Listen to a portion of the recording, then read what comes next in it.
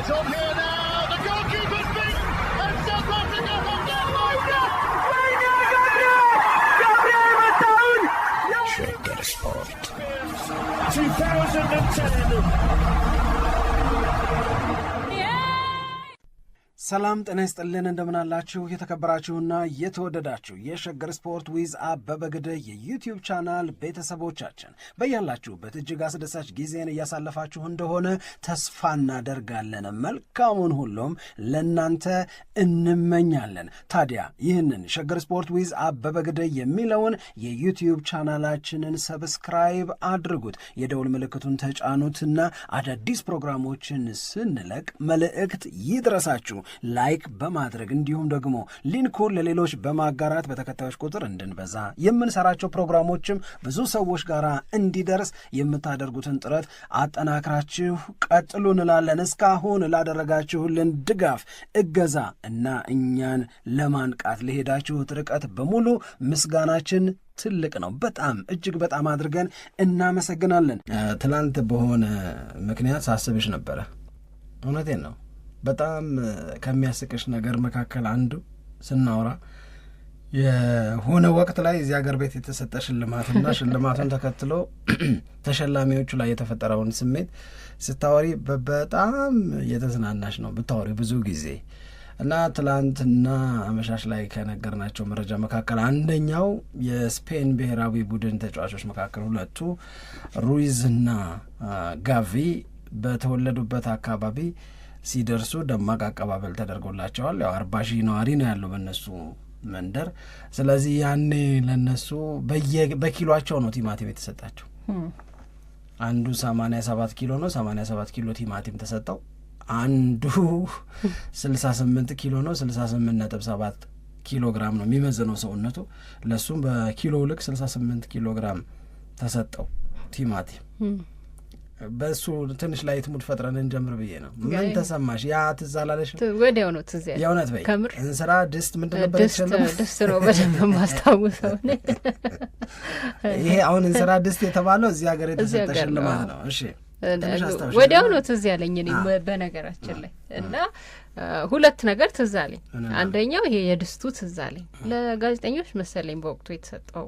ለጋዜጠኞች ነው ጎበዝ ተብለው ባህላዊ ስጦታ ተብሎ እና እነሱም በጣም ሲናደዱ እዚህ ላይ ጊዜው የሸክላ ድስት ነበረ፣ እንደዛ ነበር የተሰጠው።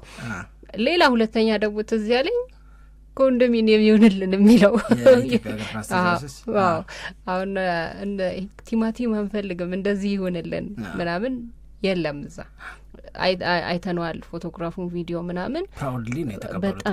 በጣም ቲማቲም በጣም በክብር የተቀበሉት በጣም በነገራችን ላይ በስፔን ነው አይደል የቲማቲም ይሄ ውርወራ ምናምን ያለው እና እነሱ ጋር በቃ ሌላ ትርጉም ነው ያለው እና ያንን የሀገራቸውን አካባቢ ባህል እና ልምዱን አክብረው እንግዲህ አሁን ለዓለም ዋንጫ አሸናፊዎች እኛ አሁን ቲማቲም መሆኑን ብቻ አይደለም ፊት ለፊት ማየት ያለብን ብዬ ነው እኔ የማስበው።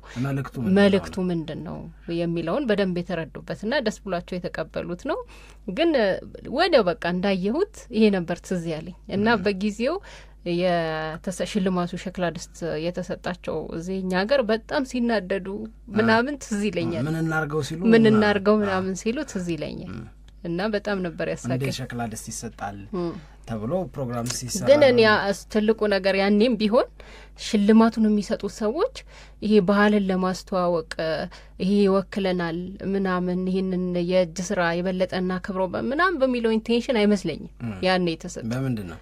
አይ በቃ አይመስለኝም። በዛ ስታስቢው ነው። አሁን እውነት ለመናገር አሁን ያ የስፔኖቹ ተጫዋቾች ለጋቪና ለሩይዝ የተሰጠው በድምሩ 150 ኪሎ ግራም ቲማቲም ነው የተሰጣቸው ዓለም ዋንጫን ስላሸነፋችሁ ተብሎ ማለት ነው። ትርጉም አለው፣ መልእክት አለው። በዛች ግዛት እግር ኳስን ተጫውተው ወይም በሆነ ሌላ የስራ መስመር አካባቢውን ላስጠሩ ከዚህ አካባቢ እኮ የወጡ ናቸው ላስባሉ ሰዎች ቲማቲም ነው የሚሰጠው። ከዚህ በፊት ለሄሱስ ነቫስ ተሰጥቶታል ዓለም ዋንጫ ሲያሸንፍ እንደዚሁም ደግሞ የአውሮፓ ሻምፒዮን ሲሆን ከስፔን ብሔራዊ ቡድን ጋር ተሰጥቶታል። በቃ እና ታዳጊዎቹ በሙሉ አድገው ደርሰን እንደነ ጋቪ እንደነ ሩይዝ እንደነ ሄሱስ ናቫዝ መሆን ነው የምንፈልገው ነው የሚሉሽ። ይሄ ትልቅ ክብር ስለሆነ ታድለው የሚባል ስለሆነ ይሄ ለዛ አካባቢ ነዋሪዎች ለዛ ሀገር ዜጎች ካለው ትርጉም አንጻር ያንን መሸለም ትርጉም አለው። ለምሳሌ አሁን እኛ ጋር የሆነ ሀገር የሚያስጠራ ትልቅ ነገር ያደረጉ አትሌቶች ምን ያደርጋሉ? መሬት ነው የሚሰጣቸው። ትልቁ ነገር የምንሰጠው መሬት ነው። ታድለው የምንለው ቦሌ አካባቢ መሬት ተሰጣቸው ሲባል ነው። ገባሽ? አሁን ለነዛ ጋዜጠኞች በወቅቱ ምን አድርገው ምን ሰራችሁ ተብሎ እንደተሰጣቸው እኔ አላስታውስም፣ ግን በአንቺ ጨዋታ ነው ይሄ ትዝ የሚለኝ እንዳልኩሽ። ግን ምንም ቢሆን ምን ግን እንስራ መስጠት ድስት መስጠት ታድለው አያስብልም። አሁን እንደዚህ አይነት አሶሲዬሽን ምናምን ልትፈጥሪለት የምትችይ ነገር የተለመደም አይደለም። አሁን ለምሳሌ እኛ ሀገር ትልልቅ የባህል ሆነው ግን የክብር ስጦታዎች አሉ። የየአካባቢው አሉ በብዛት ምን አርባ ምንጭ እኔ ለምሳሌ አሁን በቃ ወዶኝ ጋቢ የሚልክልኝ ሰው ባገኝ ደስ ይለኛል። በቃ እዚህም ጋቢያውን እንደውም ካየን በተለያዩ ፕሮግራሞች ላይ ጋቢ ማልበስ ምናምን ስነ ስርዓት ይኖራል። ያንን ማንም ሰው በጥሩ ባልሆነ መንገድ ሲገልጸው ሰምቼ ትልቅ ክብር አለው። በዛ መንገድ ነው የምንረዳው። አሁን እንደዛ የተለመዱ ስጦታዎች ሆኖ ቢሆን ኖሮ ሰዎችም ያንን ለመቀበል እኮ አይቸግራቸውም። ግን ያኛው እነሱም የተረዱበት የተሰጠበትን መንገድ ስለተግባቡ ይመስለኛል። ግን ጋዜጠኞቹም በፈን ሲያረጉ ነበር በሽልማቱ። ሽንኩርቱስ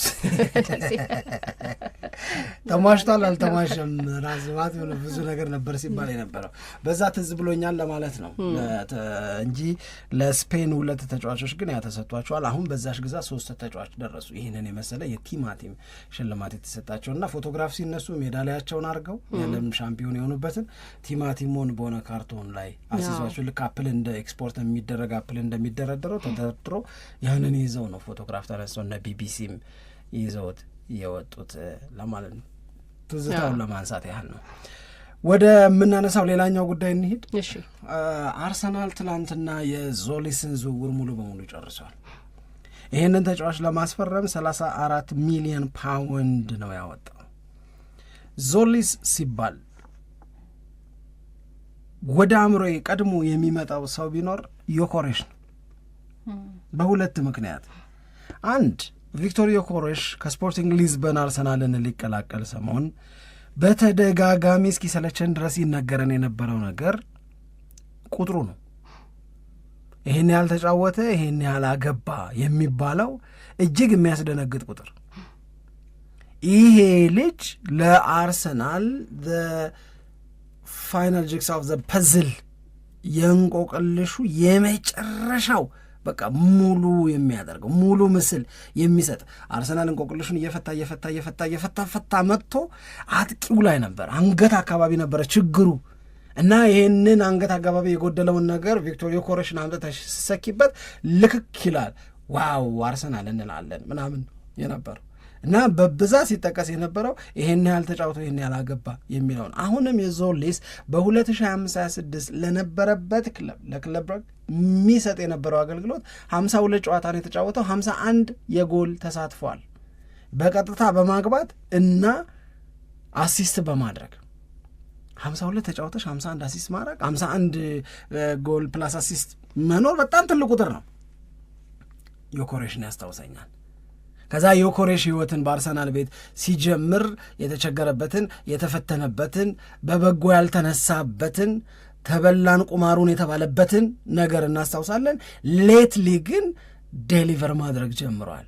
የውድድር ዓመቱ ባላለቀ የምንልበት አንዱ ምክንያት ያንን የቪክቶር ዮኮሬሽን ፕሮግረስ እያየን እንቀጥል ነበረ የሚል ጥያቄ ስላለኝ ነው። አንደኛው እሱ ነው። ሁለተኛው ግን ቪክቶር ዮኮሬሽ እየተሻሻለም ቢመጣ ዘ ቤስት ሳይኒንግ ነው ተብሎ የተጠበቀም ቢሆን የአርሰናል የእንቆቅልሹ የመጨረሻው መልስ ነው ተብሎ የተወሰደና የተገለጸም ቢሆን አስተውላችሁት ከሆነ አሰልጣኙ አርቴታ እጅግ በጣም ወሳኝ በሚባሉት የአርሰናልን ሲዝን ዲፋይን ያደርጋሉ በሚባሉ ጨዋታዎች ላይ ቪክቶር ዮኮሬሽን ቁጭ ሲያደርገው ነበረ። ምን ገብቶት ነው? ምንድን ነው መልእክቱ? በአውሮፓ ቻምፒዮንስ ሊግ የዋንጫ ጨዋታ ላይ በቃ ሰው አገኘው ያልሽውን ተጫዋች ሳትጠቀሚበት ስትቀሪ እስከ ቻምፒዮንስ ሊግ ፋይናል ድረስ ባሳየው ነገር አልተመካሽበትም ማለት ነው። ካንተ ይልቅ ብሎ ካይ ሃቨርትስን አሰልፎታል። የመጀመሪያና የሁል ጊዜ ምርጫ እየሆነ እንዳልሆነ ቪክቶር ዮኬሬሽ አይተናል። ዘሴም ውስጥሩ በትልልቅ የፕሪሚየር ሊግ ጨዋታዎችም ላይ ቪክቶር ዮኬሬሽ ተቀያሪ ወንበር ላይ እየተቀመጠ ነበረ። እነዛ ቁጥሮቹ የፈጠሩት ጉጉት፣ ይህም ልጅ እንደዛ ይሆን እንዴ ስላልኩ ነው አንድም ቪክቶር ዮኬሬሽን አስታወሰኝ የምለው። ሁለተኛው ቪክቶር ዮኬሬሽን እንዳስብ የሚያስገድደኝ ነገር የዚህ ልጅ አርሰናልን መቀላቀል ቪክቶር ዮኬሬሽ በአርሰናል ቤት ባለው ቆይታ አጎደለ፣ እንደተጠበቀው አልሆነም ለሚሉ ሰዎች የሱ መፈረም ቪክቶር ዮኬሬሽንም ይዞ ይነሳል የሚል ተስፋ ስላለን። ምክንያቱም አሲስት ማስተር ነው ልጅ። ቢያንስ በነበረበት ሊግ በእንግሊዝ ፕሪሚየር ሊግ ላይ ይደግመዋል ወይ አይደግመውም ወይ ሌላ ነገር ሆኖ ቢያንስ አርሰናል ይህንን ተጫዋች ያስፈረመበት ዋነኛው ምክንያት he can create chances at the same time ደግሞ አሲስት ያደርጋል፣ ራሱም ደግሞ ጎል ያስቆጥራል። ከግራ መስመር የሚነሱ የማጥቃት እንቅስቃሴዎች ላይ የተሻለ ነገር ይሆንልኛል፣ ከግራ መስመር የተነሱ ኳሶች እነ ቪክቶር ዮኬሬሽ እያስቆጠሯቸው አርሰናልን ባለድል እናደርገዋለን በሚል ተስፋ ነው ለዚህ ልጅ 34 ሚሊዮን ፓውንድ የተከፈለው። በዚህ ምክንያትም ቪክቶር ዮኬሬሽን አለማሰብ አልቻልኩም። ይዞት ይነሳ ይሆን? ከቡካዮ ሳካ ጋር የጎደለበትን ከመሃል በሚነሱ የመፍጠር እድሎች ማነስ የቀዘቀዘበትን አገልግሎት በዞሊስ አርሰናልን መቀላቀል ምክንያት ቪክቶር ዮኬሬሽ ያተርፍ ይሆን ብዬ ሳስብ ትዝ ይለኛል። ከዛ ውጪ ይሄ አዲሱ የአርሰናል ተጫዋች ትሮሳርድን እንዲተካ ታስቦ የትሮሳርድ ምትክ ተብሎ ነው አርሰናልን እንዲቀላቀል የተደረገው። በእርግጥ ትሮሳርድን ይተካል ወይ፣ ትሮሳርድ መሰል ነው ወይ ልጁ የሚል ነገር ደግሞ ማንሳት አለብን። የሚዲያዎቹን ሪፖርቶች ዞሊስንም ትሮሳርድንም የሚያውቁ ሰዎች ስለ ሁለቱ ተጫዋቾች ሲናገሩ ተመሳስሎሽ አላቸው፣ የሚመሳሰሉበት ነገር አላቸው። አንደኛው በጣም በጣም በጣም በጣም ፈጣን ናቸው። ሁለቱም ተመሳሳይ ምቾት አላቸው። በግራ መስመር በኩል ይነሱ እንጂ ወደ መሃል ፔኔትሬት አድርጎ መግባት ላይ በጣም ጎበዞች ናቸው። እዛ ውስጥ ነው ምቾታቸው። የዚህ ልጅ ረጅም ጊዜ አብሮት የሰራ የስልጠና ባለሙያ የሚሰጠው ምስክርነት በግራ መስመር በኩል ተነስቶ ወደ መሃል ፔኔትሬት አድርጎ ገብቶ የሚያገኛትን ትንሽ ስፔስ በሚገባ መጠቀም የሚችል የማጥቃት አቅሙ በጣም ጥሩ የሆነ ተጫዋች ነው ይላል። ይሄ ባህሪ ትሮሳርድ ጋር አለ። ሁለተኛው የሚያመሳስላቸው ነገር አቬይላቢሊቲ ነው ተባለ። ትሮሳርድ አርሰናል ቤት 3 ዓመት ተኩል ነው የቆየው። በእነዚህ 3 ዓመት ተኩል ጊዜያቶች ትሮሳርድ በጉዳት ምክንያት የለም የተባለባቸው ሳይጫወት የቀረባቸው ጨዋታዎች 4 ናቸው። አለ ሁሌም ዝግጁ። በ3 ዓመት ተኩል 4 ያልነበረም ትሮሳርድ ስንል ያልነበረባቸው አጋጣሚዎች ደግሞ የተፈጠሩት በሙሉ በሱ የመጨረሻው የውድድር ዓመት ላይ ነው ሊለያዩ ሲሉ 2025-26 ላይ ነው የሆነው። ያም ከዛ በተረፈ ትሮሳርድ አለ የመመረጥና ያለመመረጥ ፒክ የመደረግና ያለመደረግ ካልሆነ በስተቀረ ይይዞላይተ። በተመሳሳይ ዞሊስም እንደዛው ነው። በነበረበት ክለብ ብራግ ዞሊስ 2 ጨዋታ ምናምን ያለፈው አለ። ሁሌም አሰልጣኞች ምን ይወዳሉ ከተባለ ካልተሳሳትኩ ሂዝ አቬይላቢሊቲ ተብሎ የሚገለጸው ብሩኖ ፈርናንዴዝ ነው። ሁሌ አለ። የእሱ ኳሊቲው የብሩኖ ፈርናንዴዝ አንዱ በጣም ትልቅ የሚባለው ኳሊቲው ሁሌም ዝግጁን ራሱን ከጉዳት ራሱን ከችግር ያርቃል አለ። አሰልጣኙ ሊመርጠው ይችላል። ዞሊስ እንደዛ ነው፣ ትሮሳርድ እንደዛ ነው። እንድ ደግሞ ይሄም በጣም ትልቅ ኳሊቲ ነው። ሶስተኛው የሚመሳሰሉበት የተባለው ነገር ትጉነት።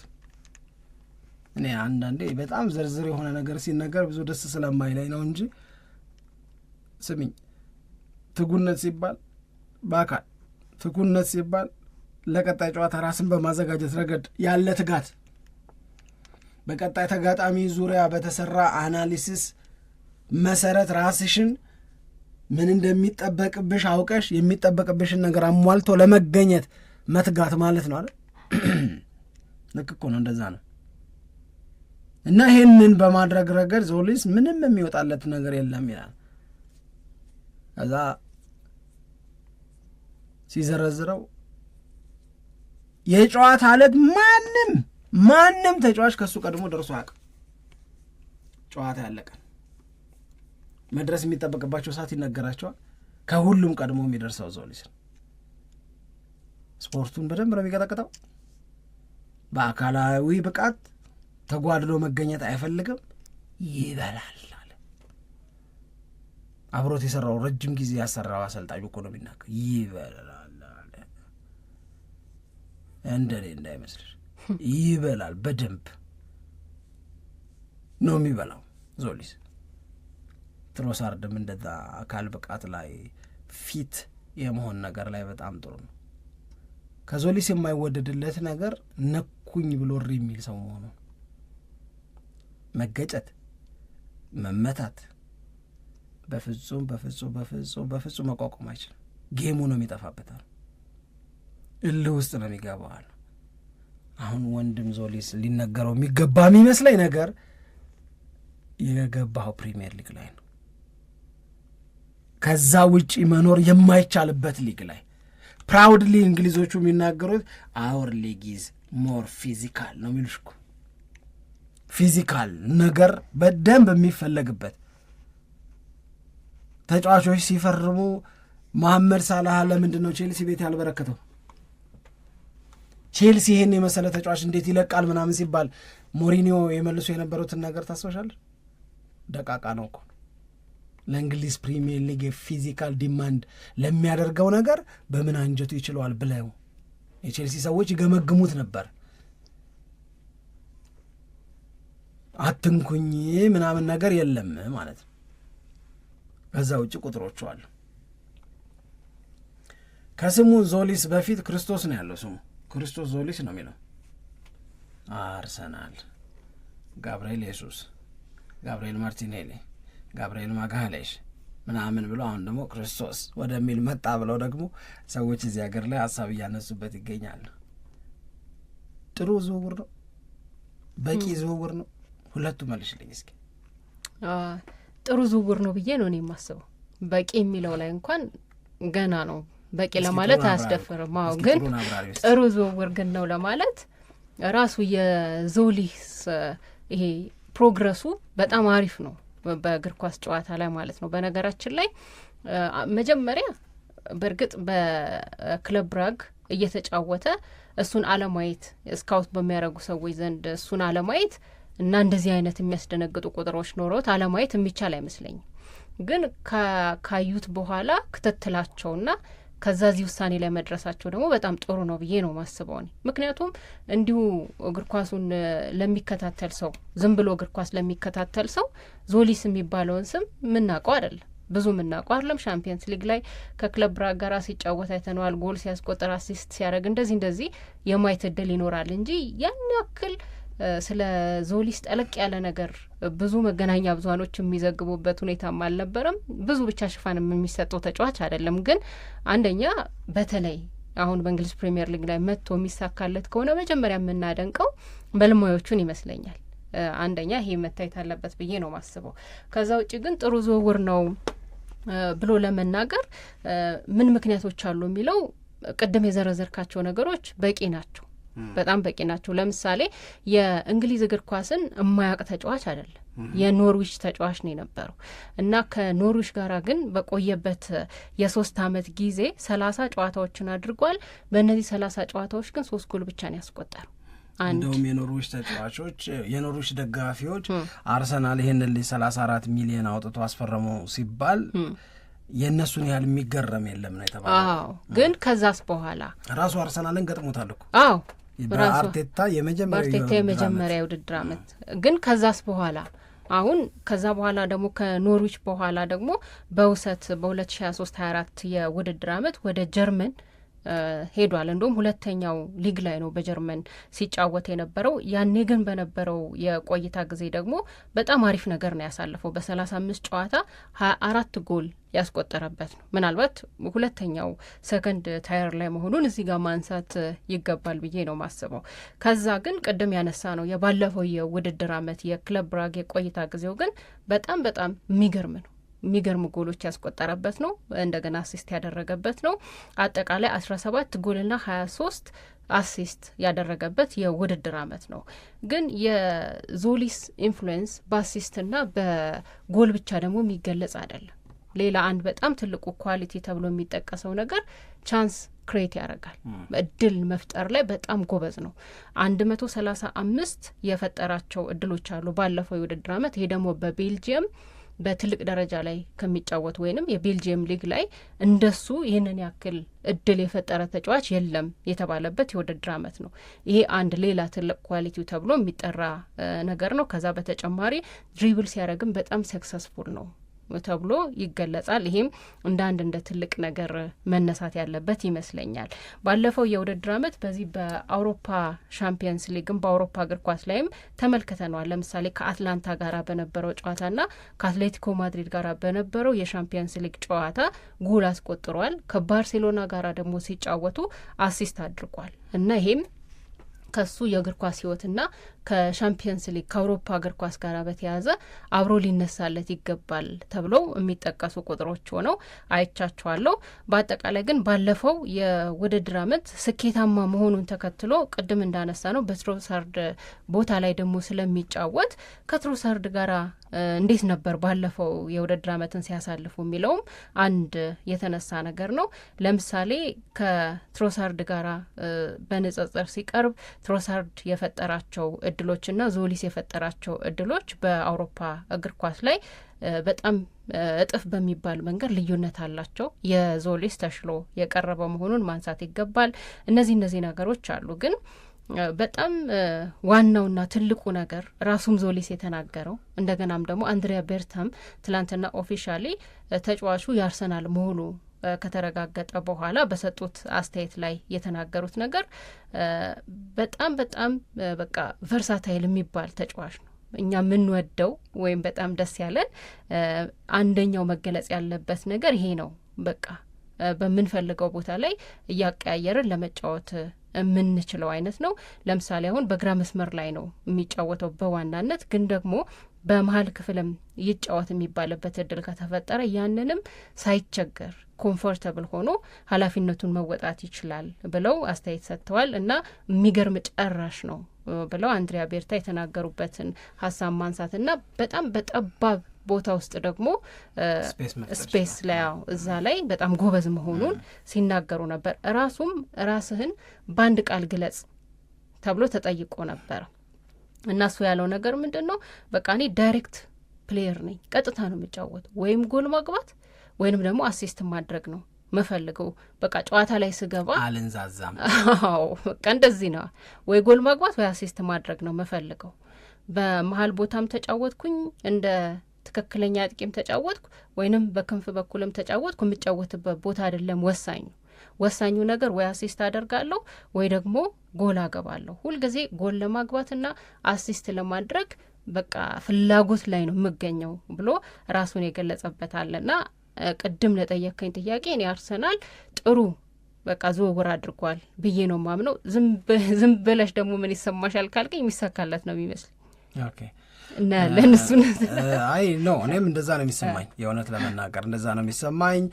አንድን ዝውውር ምርጥ ለማለት ከሚያስችሉ ነገሮች መካከል አንደኛው አሁን እንደተገለጸው አይነት የልጁ ጉብዝናዎች ምንድናቸው፣ የልጁ ሊሚቴሽኖች ምንድናቸው፣ ምን ይቸግረዋል፣ ምን ላይ ብርቱ ነው የሚለው ነገር ሲተናተን ነው። ሁለተኛው የልጁ የዝውውር ወጪ ነው። የዝውውር ወጪው ደግሞ 34 ሚሊዮን ፓውንድ ነው። በእንግሊዝ ፕሪሚየር ሊግ አሁን በሚጠቀሰው ችሎታ ላይ የሚገኝን ተጫዋች በዚህ ዋጋ ማግኘት ዝውውሩን ምርጥ ያስብለዋል። የእውነት ለመናገር አሁን የሚነገረውን በ52 ጨዋታ 51 የጎል ኮንትሪቢዩሽን ነበረው የሚለውን ትተሽ ሀፍ ግማሹን ቢያሳካ ይሄ ገንዘብ በጣም ጥሩ ተጫዋች አስገኘ ነው የምለው እኔ። በ52-51 እንግሊዝ ፕሪሚየር ሊግ ላይ አልጠብቅም። ገባሽ? አሁን የምንለውን ያህል የጎል እንትን ላይ ደርስ ይችላል። የእንግሊዝ ፕሪሚየር ሊግ ሞርታፍ ነው፣ ተጋጣሚዎቻችን በጣም አስቸጋሪዎች ናቸው። ስለዚህ ያንን ነገር ለማሟላት ቢቸገር እንደው በግማሹ እንኳን ቢያሳካው አርሰናል ላወጣበት 34 ሚሊዮን ፓውንድ ያ ማለት እኮ ሳምሪ 26 ጎል ፕላስ አሲስት አለው ማለት እሱ ትልቅ ቁጥር እኮ ነው በ34 ሚሊዮን ፓውንድ። ስለዚህ ዝውውሩ ምርጥ ነው የምልበት ምክንያት አንደኛው ይሄ ነው። ቀደም ሲል ግን በአውሮፓ ቻምፒዮንስ ሊግ ላይ የነበረውን ነገር በተወሰነ ደረጃ ለማየት ተሞክሯል። ግን በአውሮፓ ቻምፒዮንስ ሊግ በ90 ደቂቃ የግብ ሙከራዎችን በብዛት በማድረግ 2025/26 ላይ አንደኛ ማን ነው? ኪሊያን ምባፔ ነው። ኪሊያን ምባፔ 5.5 የግብ ሙከራን ያደርግ ነበረ በ90 ደቂቃ ውስጥ። ከሱ ቀጥሎ ቪክቶር ኦስሜሄን፣ ቪኒሲየስ ጁኒየር፣ ኤርሊንግ ሃላንድ፣ ሃሪኬን፣ ሃቪቻ እያለ ነው የሚሄደው። እዛ ዝርዝር ውስጥ ከላሚን ያማል ቀጥሎ የሚቀመጠው ዞሊስ ነው። አሁን የቤልጂየምን ሊግ አሳንሰን ልናይ እንችላለን እንደ እንግሊዝ ፕሪሚየር ሊግ አለመሆኑን ስለምንስማማ፣ ነገር ግን በአውሮፓ ቻምፒዮንስ ሊግ የየሀገራቱ ሻምፒዮኖች በጣም ፈታኝ የሚባለው የውድድር አይነት መሆኑን አውቀን በዛ ላይ ምን ያህል ዴሊቨር አድርጓል ይሄ ልጅ ብለን ስንል በእነዚህ ተጫዋቾች ተርታ በአንድ የ90 ደቂቃ ጨዋታ 3.4 የግብ ሙከራ ያደርጋል። ላሚን ያማል 3.5 ነው፣ እሱ 3.4 ነው። ሰው እሰ ጉድ ሳይኒንግ ብለሽ እንድትናገር ያደርግሻል። አሁን እየለካን ያለ ነው በቻምፒዮንስ ሊግ ነው፣ በቤልጂየም ሊግ ላይ አይደለም። 52 ተጫውቶ 51 ምናምን እሱ ቤልጂየም ሊግ ላይ ነው። እዚህኛው ላይ ግን የተለየ ታሪክ ነው። ፈታኝ ነገር ላይ እንዴት ነው የሚለውን በተወሰነ ደረጃ ሊያሳይ ይችላል። ከዛ በተጨማሪ ደግሞ እግሩ ስር ከሚገኙ ኳሶች ብዙ የግብ ሙከራዎችን ማድረግ በእሱ ደግሞ ስትመዝኘው አንደኛ ላይ ኦሊሴ ነው። ኦሊሴ 2025/26ን እንዴት እንዳሳለፈ እናስታውሳለን። አሁንም ማነጻጸሪያችን በአውሮፓ የተለያዩ ሀገራት ሊጎች አይደለም በቻምፒዮንስ ሊግ ነው እያልኩሽ ያሉት። ኦሊሴ አንደኛ ነው 2.3 ነው። ከዛ ቪኒሲየስ ጁኒየር፣ ከዛ ሃቪቻ፣ ከዛ ሁጎ ኢኪቴኬ፣ ከዛ ኦስማን ዴምቤሌ እያለ ይወርድና ሉዊስ ሱዋሬዝ፣ ኬናን ይልዲዝ ይልና ዞሊስ ነው የሚመጣው። እዚሁ አጠገባቸው ነው ያለው። እሱ 1.1 ነው። ለምሳሌ ይልዲዝ አርሰናል ይፈልገዋል የተባለ ተጫዋች ነው፣ 1.2 ነው። ሉዊስ ሱዋሬዝ 1.3 ነው። ኦስማን ዴምቤሌ 1.5 ነው። ኦስማን ዴምቤሌ እንዴት አይነት ተጫዋች እንደሆነ እናስታውሳለን። ከሱ በታች ደግሞ እንደነ ሉዊስ ዲያዝ፣ ብራድሌ ባርኮላ፣ ዶዌ እነሱ ሁሉ ከሱ በታች ናቸው። ይሄም በቻምፒዮንስ ሊግ ሲመዘን ያለው ቁጥር ነው። አርሰናል አፍሷል፣ አፍሷል ብዬ ነው የማምነው እኔ። ማለት በ34 ሚሊዮን ፓውንድ ከዚህ የተሻለ ነገር ልታገኛት ይሄ ነኩኝ ብሎ የሚነጫነጨው ነኩኝ ብሎ እንትን የሚለው ነገር ብቻ ነው እንደ መጥፎ ነገር የማየው። በደንብ ይነኩሃል፣ እርግጠኛው ይሄ ነው። በደንብ እዛ ላይ ራሱ ማዘጋጀት አለበት። አዎ። እና ለግሪክም የእግር ኳስ ተጫዋቾች ታሪክ ሪከርድ ነው በነገራችን ላይ። አንድ ግሪካዊ ተጫዋች ይሄን ያህል ገንዘብ አውጥቶ አያውቅም። ሁለተኛው ለክለብ ብረግም እንደዚሁ ሪከርድ ነው።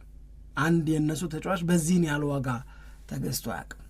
ለአርሰናል ግን ዋን ኦፍ ዘ ቺፕስት ዲልስ ከሚባሉት መካከል ነው የሚሆነው ማለት ነው።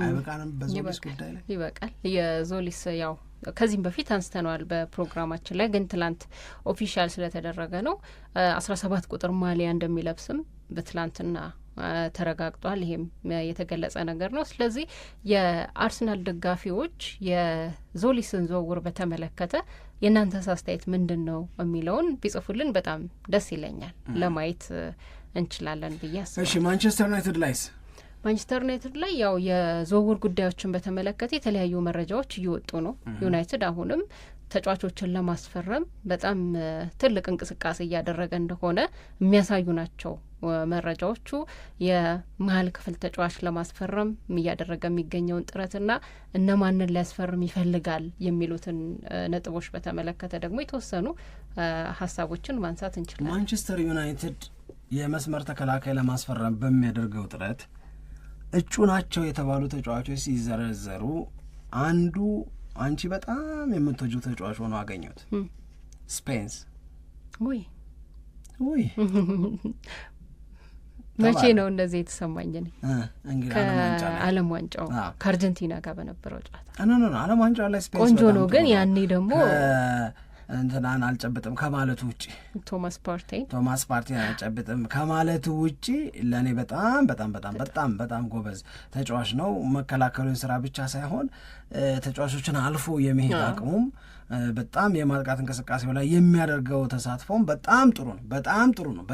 በጣም ጥሩ ነው እና ማንቸስተር ዩናይትድ ያንን የመስመር ተከላካይ የግራ መስመር ተከላካዮቹን ተጫዋቾች በሚፈልግበት ጊዜ እነዚህ አማራጮች አሉት። ከእነዚህ አማራጮች መካከል የቱ ይሻለዋል፣ ማንስ ላይ ሊወድቅ ይችላል ተብሎ ተዘረዘረ።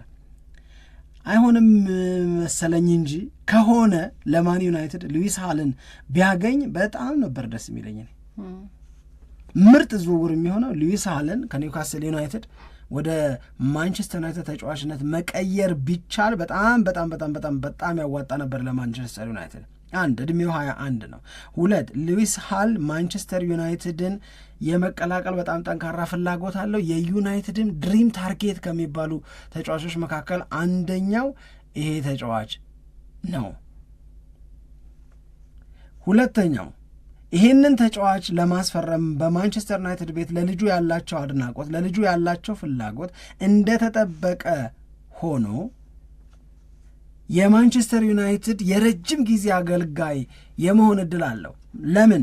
ሉክሻው አንድ እድሜው ወደ 30ዎቹ ገብቷል። ሁለት ሉክሻው ምናልባት እንደ 2024 እንደ 2025/26 አይነት የውድድር ዓመት የማያሳልፍ ከሆነ ለማንቸስተር ዩናይትድ ነገሮች በጣም አስቸጋሪና ከባድ ሊሆኑ ይችላሉ ብዬ ነው ማምነው ነው። ስለዚህ ኒውካስል ዩናይትድ እውነት ይህንን ተጫዋች ይሸጣል ወይ ነው ግን ጥያቄው። ሳንድሮ ቶናሊን፣ አንቶኒ ጎርደንን፣ ምናልባት ጊሚያሬሽን ምናምን ካጣ በኋላ እንደገና ይህንን ጎበዝ አሳልፎ ይሸጣል ወይ የሚለው ነው የሚያስፈራው።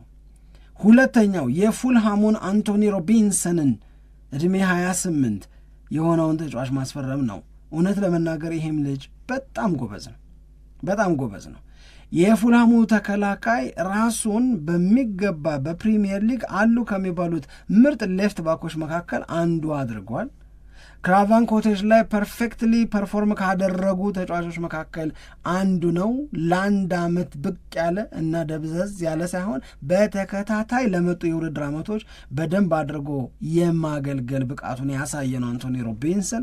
ስለዚህ እዚህም ተጫዋች ላይ ማንቸስተር ዩናይትድ ፍላጎት አለው፣ እንደ አማራጭ ይታየዋል። ነገር ግን ወደ ሊቨርፑል ያደርገው የነበረው ዝውውር ሳይሳካ ቀርቷል። ባለፈው ክረምት ሊቨርፑል ተመልሶ ይመጣል አይመጣም ይህንን ተጫዋች ለማስፈረም የሚለው ነገር መታየት አለበት። ዩናይትድ ለዚህ ተጫዋች ከፍ ያለ ዝውውር አቅርቦ ተጫዋቹን የራሱ ለማድረግ ይፈልጋል ነው። ማርኮ ሲልቫ ብዙ ጊዜ ሪያን ሴሲኞን በሌፍት ባክነት ባለፈው የውድድር ዓመት መጠቀማቸው ልጁ በፉልሃም ቤት የመቆየት ፍላጎት እንዲያጣ አድርጎታል። ነገር ግን ደግሞ ይሄንን ተጫዋች መውሰድ ይፈልጋሉ ማንቸስተር ዩናይትዶች ልልሽ ነው።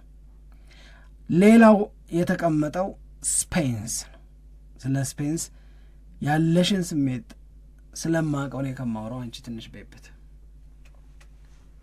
አግኝቶ ነው ብለሽ ደግሞ እኔ እንደዛ ነው የሚሰማኝ። በተለይ ደግሞ የዓለም ዋንጫው ላይ ያሳያቸው ፐርፎርማንሶች ስፔንስን የበለጠ ያለውን ችሎታ እንድናይ አድርጎናል ብዬ ነው የምረዳው እና በጣም ጥሩ ጊዜ ነበር ያሳለፈው እንዳልኩ ቅድም። በተለይ ደግሞ ከአርጀንቲና ጋር በነበረው ጨዋታ ላይ ይወስዳቸው የነበሩ ሪስኮች እና እነዛ እንዴት ይሳኩ እንደነበር ካየን በመከላከል ላይ ያደርጋቸው የነበሩ በጣም ስኬታማ የሚባሉት የመከላከል ስራዎች በማጥቃትም አጠቃላይ ቡድኑን በማገዝ በኩልም በጣም በጣም አሪፍ ስራ ነበር ሲሰራ የነበረው እና ማንቸስተር ዩናይትድ አንድ ጥሩ ነገር ብዬ የማስበው አሁን የሚፈልጋቸውን ተጫዋቾች ዝርዝር በአብዛኛው ስንመለከት እዛው ፕሪሚየር ሊግ አካባቢ ነው ፍላጎቶቹ ያምና ትርፉን ስላወቀ ነው። ሪስክም ትቀንሳል። ፕሪሚየር ሊግን ይላመድ ምናምን የሚባል ነገር የለም። ግን የሚሳካለት ከሆነ አሁን የጠራቸው ተጫዋቾች የሮቢንሰንም ጉዳይ ቢሆን እንደገና የሊዩስ ሀልም ጉዳይ ቢሆን እና የስፔንስም ጉዳይ ቢሆን ከነዚህ ከሶስቱ ተጫዋቾች ማንቸስተር ዩናይትድ የትኛውንም ተጫዋች በተለይ ስፔንስም ቢያገኝ ግን ካልሆነም ደግሞ የትኛውንም ተጫዋቾች ቢያገኝ በጣም ትርፋማ ይሆናል ብዬ ነው ማስበው። አንደኛ እሱ ነው። ሁለተኛ ግን ዩናይትድ አሁንም በማስፈረም ፍላጎት ውስጥ ምን ያክል በቃ ስራዎችን እየሰራ እንደሆነ ደግሞ የሚያሳይ ነው። አሁን ከፕሪሚየር ሊግ ውጭም ሌሎች ተጫዋቾች ይጠራሉ። ሰሞኑንም ስናነሳ እንደነበረው እነዛም ተጫዋቾች ላይ ያለው ፍላጎት እንዳለ ሆኖ የተሻለውን እና የሚቻለውን ተጫዋች ወደ ፕሪሚየር ሊግ ለማምጣትና የዩናይትድ ተጫዋች እንዲሆን ለማድረግ የሚደረጉት ጥረቶች ግን ጠንካራ መሆናቸውን በደንብ ያየንበት ጊዜ ነው ብዬ ነው የማስበው። አዎ ይሄንን ፉልባክ ማስፈራው ዓለም ዋንጫው በደንብ አቅማቸውን ከገለጠላቸው ተጫዋቾች ወይም በዓለም ዋንጫው ላይ የበለጠ ፈክተው ይሄ ልጅ ካስባሉን ተጫዋቾች መካከል አንደኛው ስፔንስ ነው። ስለዚህ ስፔንስን ለማስፈረም የማንቸስተር ዩናይትድ ሰዎች ፍላጎት ካላቸው እዚህ ልጅ ላይ እንግዲህ የፉልሃም አካዳሚ ውጤት ነው። በነገራችን ላይ ለመጀመሪያ ጊዜም ትልልቅ ጨዋታዎችን ማድረግ የጀመረው ደግሞ በሚድልስብራ ነው። ይሄ በ2018 መሆን የጀመረ ነው። ከዛ በኋላ በኖቲንግሃም ፎረስት ለውሰት ተሰጥቷል። ቶተንሃም ሆትስፐርስ ከዛ እንደገና በውሰት በተደጋጋሚ የሚሰጥ ተጫዋች ነው። ለሬንስ ተሰጥቷል፣ ለሊድስ ዩናይትድ፣ ለዤኖዋ እንደገና ደግሞ ተመልሶ ነው ወደ ቶተንሃም ሆትስፐርስ እየተጫወተ ያየ ነው እና ይሄ ተጫዋች ማንቸስተር ዩናይትድን ከተቀላቀለ ለማይክል ካሪክ በጣም በጣም በጣም በጣም በጣም ትልቅ አገልግሎት ሊሰጡ ይችላሉ ከምንላቸው በተለይ ፉልባክ ሆነው አዘሴም ታይም ደግሞ የማጥቃት እንቅስቃሴው ላይ ተሳትፎ ማድረግ በደንብ እንደሚችሉ ካየንባቸው ተጫዋቾች መካከል አንዱ ስፔንስ ነው። ስፔንስን በተመለከተ ማንቸስተር ዩናይትድ እንደሚፈልገው ወይም እንደ አማራጭ ከሚያቸው ተጫዋቾች መካከል አንዱ መሆኑን ተከትለው ሲጻፍ ምን ይላል መሰለሽ? የወርልድ ካፑ ስታር ነበር ደግሞ ከምር ነበር እቺ ስለዚህ ሲወራ ትላለች ነበር እውነት ነበር። እነዚህ ናቸው አሁን ለማንሳት እንግዲህ ማንቸስተር ዩናይትድን በተመለከተ ግን ስንመለስ አሁን ፋብሪዚዮ ሮማኖ ከማንቸስተር ዩናይትድ ጋር አያይዞ ያወጣቸው መረጃዎች አሉ። እነሱንና ሌሎች ጉዳዮችን ይዘን ደግሞ እንመለሳለን። በያላችሁበት እጅግ ያማረ ዕለተ አርብ እንድታሳልፉ ተመኝተናል።